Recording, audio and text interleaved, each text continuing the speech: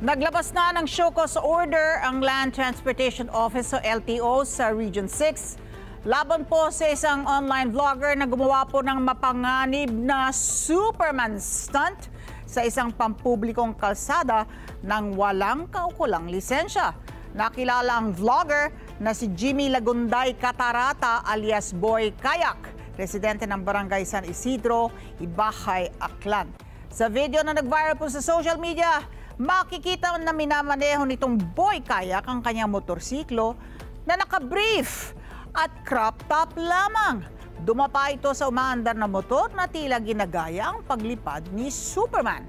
Ayon kay LTO Region 6 Regional Director Attorney Gaudioso Geruspan II, ang ginawa po ni Boy Kayak ay malinaw na reckless driving. Bukod dito, napag-alaman din na walang lisensya sa pagpamaneho ang vlogger.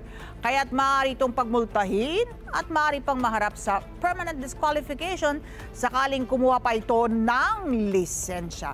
5 araw binigay ng LTO kay Boy Kayak para magpaliwanag sa kanilang tanggapan.